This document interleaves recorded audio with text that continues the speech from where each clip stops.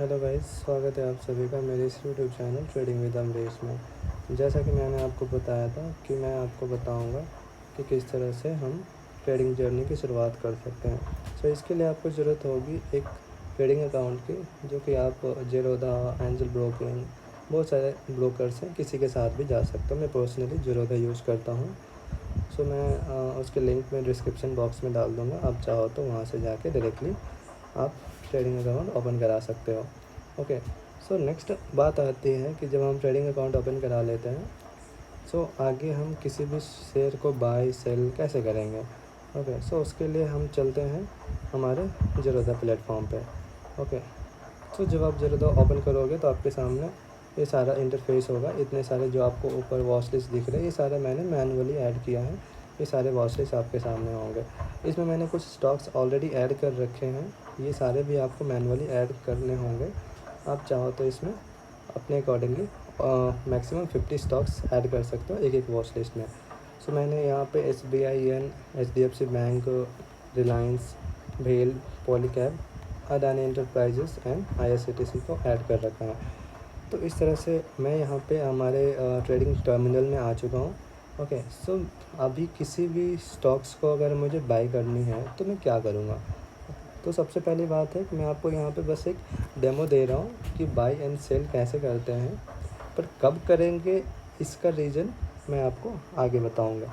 अभी फ़िलहाल सीखते हैं कि हम किस तरह से बाई करते हैं। ओके।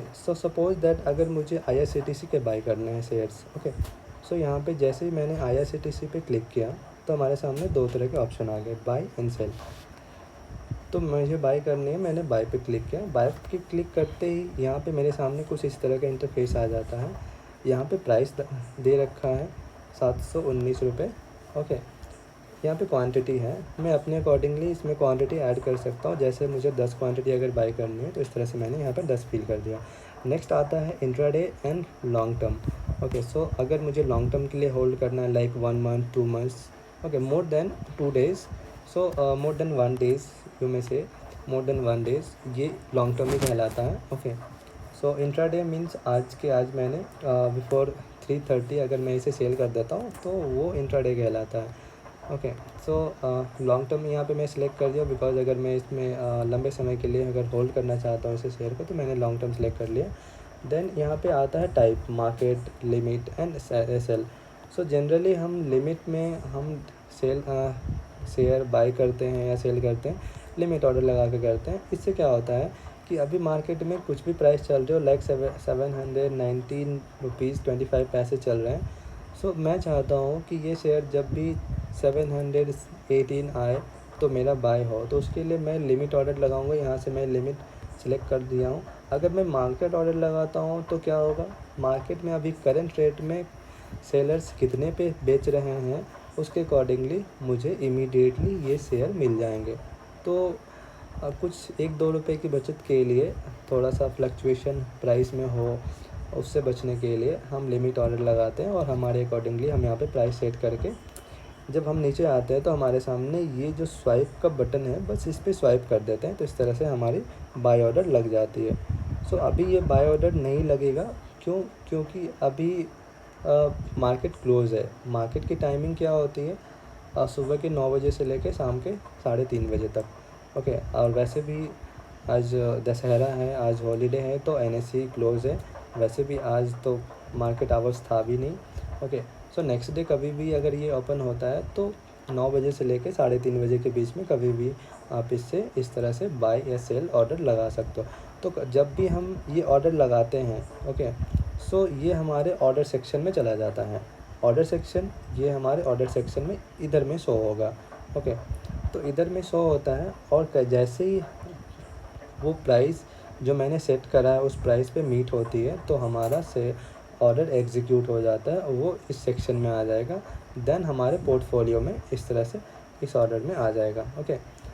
इस तरह से हम किसी भी शेयर को बाई कर सकते हैं। तो आई होप ये चीज़ें आपको समझ में आ रही होंगी कि हम किसी भी शेयर को किस तरह से बाई करते हैं।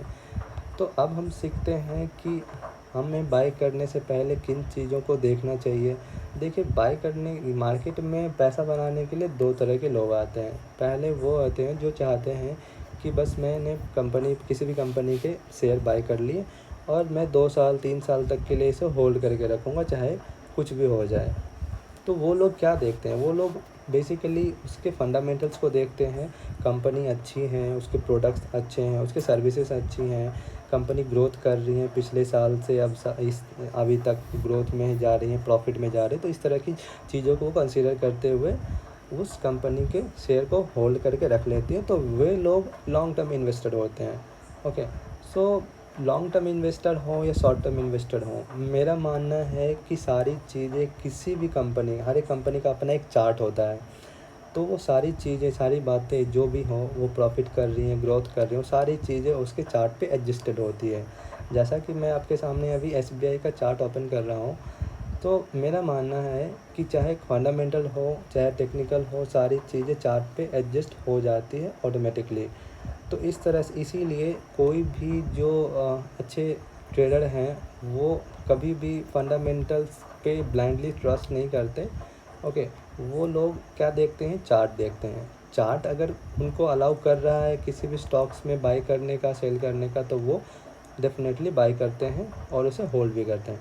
तो मैंने यहाँ पे इस वजह का चार्ट और ओपन कर लिया है। आप यहाँ पे देखोगे कि यहाँ पे कैंडल्स डिफरेंट साइज़ के कैंडल्स हैं, कुछ छोटी, कुछ बड़ी, कुछ बहुत बड़ी, जैसे ये वाली कैंडल्स।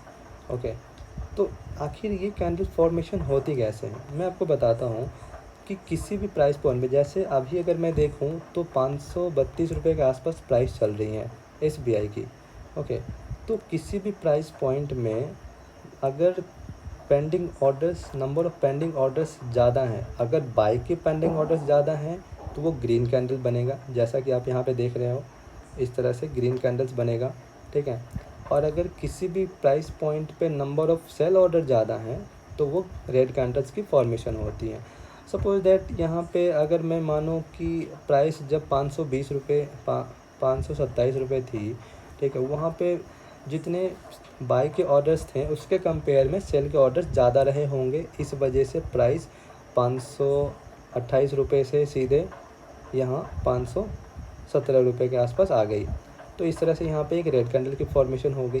ठीक है, तो इस तरह से किसी भी टाइम में रेड कैंडल और ग्रीन कैंडल की फॉर्मेशन होती है। अब कैंडल के साइज़ क्यों डिफ़र करती हैं, तो मैंने जैसा ही कहा कि जहाँ पे pending orders, number of pending orders ज़्यादा होंगे उसके अनुसार ही वहाँ पे कैंडल्स का साइज़ भी डिफ़र करता है। अगर कहीं पे नंबर ऑफ़ पेंडिंग ऑर्डर बहुत ही कम है, लगभग सेलर्स और बायर्स के बीच में डिफरेंस बिल्कुल ही कम है, तो उस केस में क्या होगा कि कैंडल्स की जो साइज़ है वो छोटी बनेंगी। और अगर पेंडिंग ऑर्डर्स ज़्यादा डिफरेंस में है उस केस में कैंडल्स की साइज़ बड़ी बनेंगी। जैसा कि आप इस कैंडल को देख पा रहे हो, ये कितनी बड़ी कैंडल है। इस तरह के कैंडल को हम जनरली नाम देते हैं एक्साइटिंग कैंडल और एक्सप्लोसिव कैंडल। अगर ये ग्रीन में है तो ग्रीन एक्साइटिंग कैंडल, और अगर ये रेड में है तो रेड एक्साइटिंग कैंडल। अब इन कैंडल्स के कुछ हम स्ट्रक्चर्स को देखते हैं।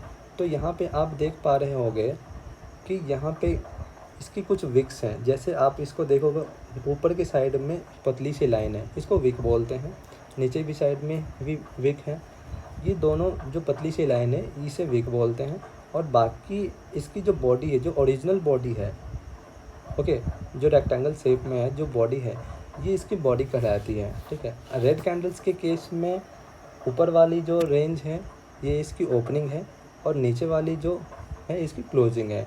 ओके, उसी तरह से उसके अपोजिट ग्रीन कैंडल्स में प्राइस यहाँ पे ओपन हुआ, ओके, और यहाँ पे जाके क्लोज दिया इस तरह से। तो इसकी ओपनिंग डाउन साइड में और इसकी क्लोजिंग अप साइड में। तो इस तरह की इसका उसी अनुसार से इसके विक के अकॉर्डिंगली हम इसके डिसाइड करते हैं कि इसका हाई कितना गया और लो कितना गया।